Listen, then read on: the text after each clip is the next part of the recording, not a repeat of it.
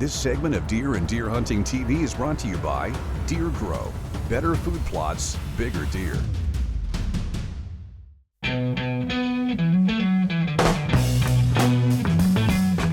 The first step in creating a food plot strategy is just looking and deciding, do I have the time, the equipment, and the resources to do that work?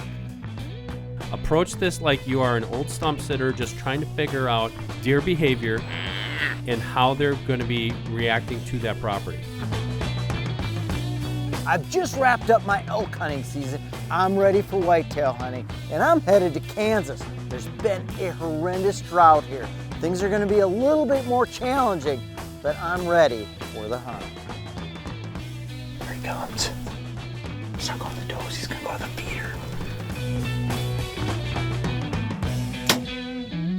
I'm Mark Kaiser, and this is Deer and Deer Hunting TV.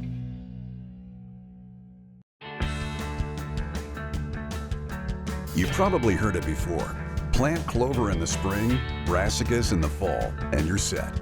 But if that's all it took to consistently draw and hold big bucks, everyone would be doing it successfully. The reality? What works on your neighbor's 40-acre farm might crash and burn on your 300-acre timber tract. That's why today we're not talking about generic solutions. We're crafting a food plot strategy that works for your specific scenario. The first step in creating a food plot strategy is just looking and deciding, do I have the time, the equipment, and the resources to do that work?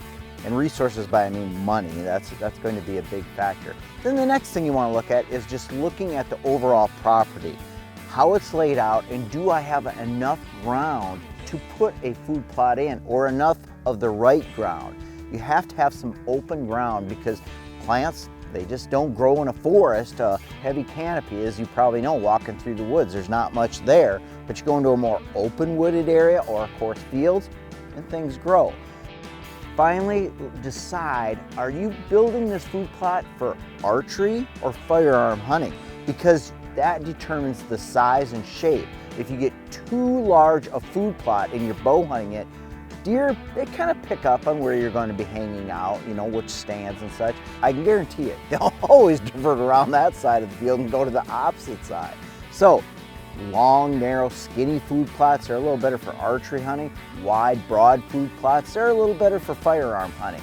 And then, of course, you want to look at the property, use your hunting app, and I want to decide, here's the property I want to build, or the area I want to build a food plot in, and over here is the bedding cover, and then the links in between, and then decide the best position for that food plot, determined by where those deer are going from point A to point B to connect it all together.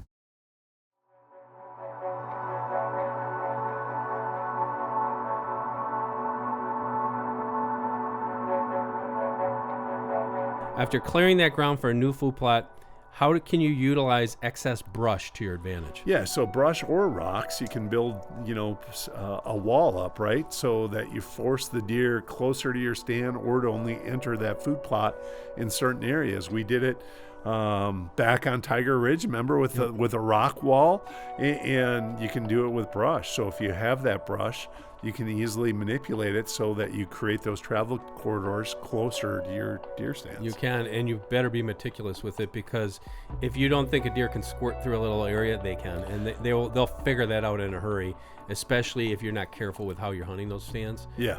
They're gonna, especially those bucks, they're gonna figure out how they can get in and out of there, and that might cause another wrinkle.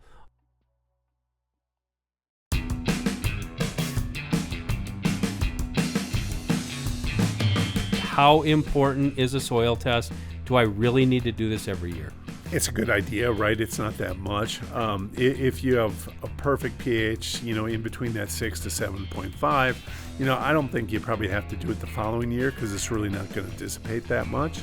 Now there's so many products out there that use liquid calcium. Yep. Deer Grow is one of them. It's a great product.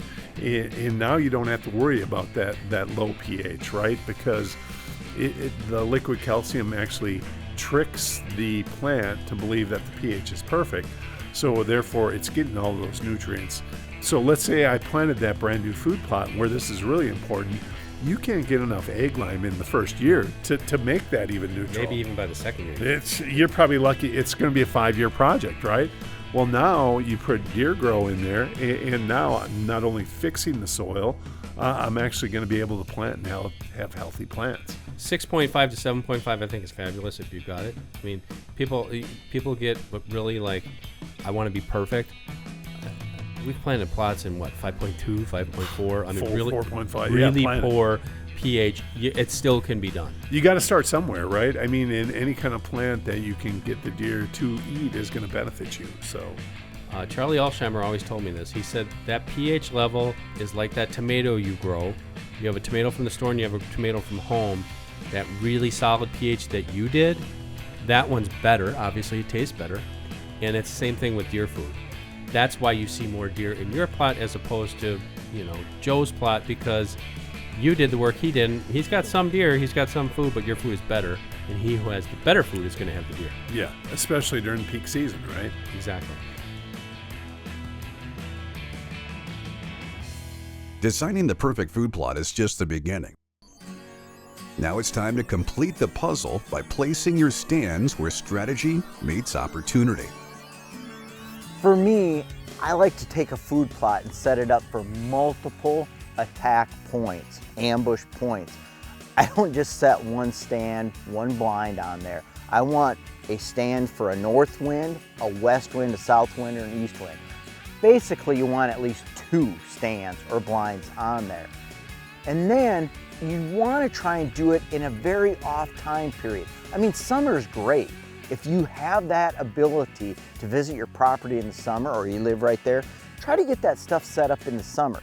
You know what the predominant winds are in the area. Your hunting app will tell you that. And then use that to set up at least 2 different blinds or stands.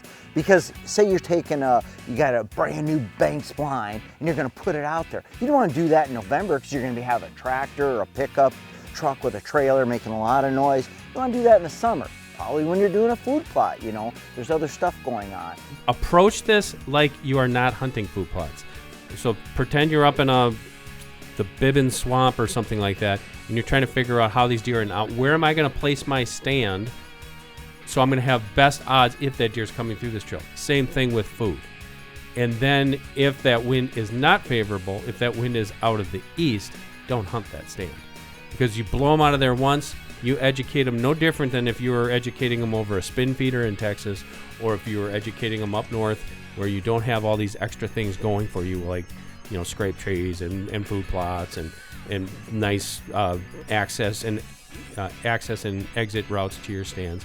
Keep those things in mind. I think it's going to really help you out. Up next, Mark Kaiser goes on his annual Kansas hunt with his friend Greg, where together they've been managing the land for big whitetails for nearly 20 years.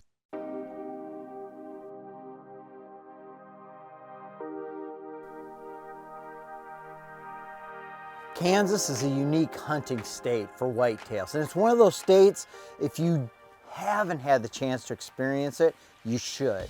Now, getting close to 2 decades ago, I ran into a guy by the name of Greg Gilman, and he's invited me to his property to hunt whitetails almost every year since. On this particular trip, I started out in the pre-rut, hitting some spots that Greg had been seeing several good bucks. Not giant bucks, but just old, mature deer. And I immediately put them on my hit list.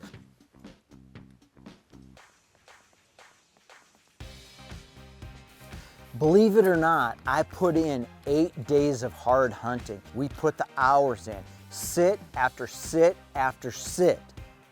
Now the rut was starting to pick up. Other bucks were showing up. The younger class, the 2 and 3 year olds, they were roaming in and out along with a really solid group of does that had set up their little core area on this food plot and the feeder. After having to pass up deer that were either too young or on the no-shoot list, Mark finally found a nice mature buck to hunt on the morning of day 10. I looked out to the far end of a clover field And there, slipping through the brush, big old 5x5. He was up in the grass, and what was he doing? He was hounding a doe, and from the looks of it, that doe was coming into estrus. It was the classic, I'm coming into estrus, don't leave, I won't leave you, I'm gonna guard you, and nobody else better come by close. But he had his eye off to the side, and I know there was another buck over there. But that other buck, even though I couldn't see him, did make a move, and that caused him to make a move and charge across a field to get into the timber. He disappeared. Was he gonna come out? And after about 10 or 15 minutes, he come back out of where he chased that deer out and went back to his doe. Okay, the scenario was set. We had the mature buck with a hot doe 200 yards away. Around us, we had 4, 5, 6 different does and fawns hanging out. What was going to happen? The bigger buck started coming towards the food plots in our blind. It was going to happen. Things were coming into place. He was quartering to me hard, almost come straight at me. And just as I thought he was gonna take after and chase any number of the does in front of me, he just turned and walked over to the feeder and stuck his nose in it. I was just not gonna pass up this opportunity.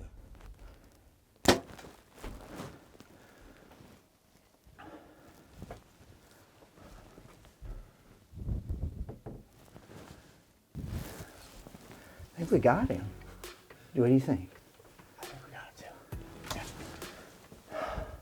I think it looked like he's just slightly quartering. To me, it looked like a good shot. He ran. Last I saw him was 170 yards. I bet he's dead right over that hill. Whew. We have never seen this buck, but we knew he was here because we had a camera down the timber pole here, and he was on that camera fairly regularly. I was surprised he went to the feeder. I thought he's just gonna come right in here and check these does out. He decided to get some cornflakes this morning. It was a bad move for him. Keeping our fingers crossed, we got him.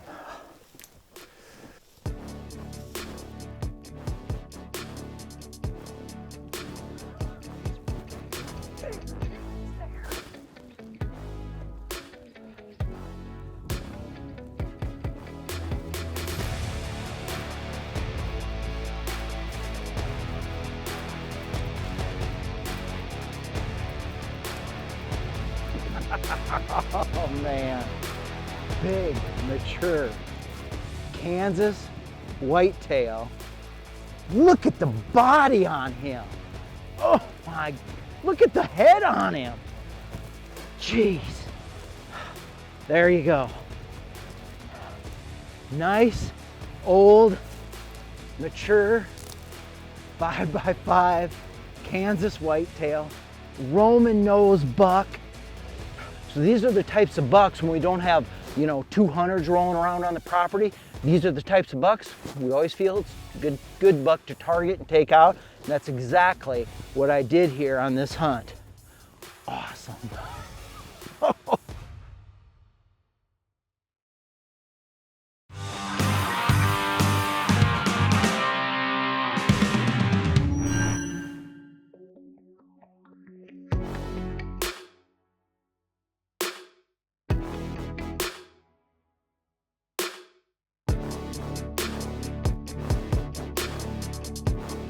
Hey guys, hunting season might be over, but it doesn't mean that you can't think ahead to next season. That's what I'm doing today. I want to get all my clothes clean, descented, and put away so they're ready when bow season comes around here in a few more months. First thing I'm going to do, I'm going to wash it, I'm going to dry it, and then I'm going to store it and get it nice and scent free. And I use Wildlife Research Center products for all of this. All you need is about a half a capful of this stuff.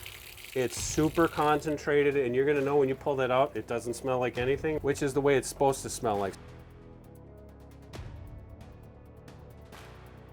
Step 2, get them in the dryer. I like to use scent sheets because it helps with static cling. I hate it when all that clothes sticks to me, This does the trick right here. Okay, so we got our clothes washed and dried. The other thing that I do is I wash and dry my tote that I'm gonna keep my clothes in to prevent any odors from getting back onto my clothes. So what I also do with my clothes here, my big heavy duty coat of silence. I love this jacket, very warm. Fold that in half, down. Now, I have my tote tamers from Wildlife Research Center. These things have an odor neutralizer in them. They work really good. I don't know how they work, but they work great with boots and clothes that you put in a tote. Pop it into the tote, and by having that clothes lightly folded, that's gonna absorb any of the odors that might get in there or might already be in there, not many. And then I just close that tight, and it's time to do some scouting and daydreaming about this coming deer season.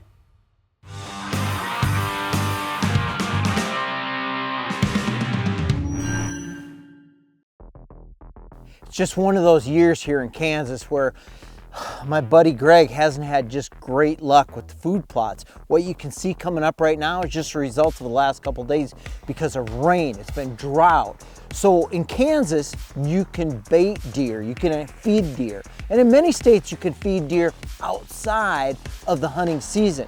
So what do you use? Well, a good option is a product like Rack Fuel here. And that is because it has a high protein content. Includes corn, soybeans, sunflower seeds, and all the minerals, plus phosphorus, calcium and phosphorus that you need for, obviously, big rat growth. So when you're, knee deep into food plots, but you just can't see rain coming along and your state allows baiting, well, Rack Fuel here can help you out to keep the deer in an area, not only coming back, but you're fueling them to grow them and not only grow those antlers, but help the health of the whole herd. So after the does are bred, they're gonna have a smooth sailing to fawning season.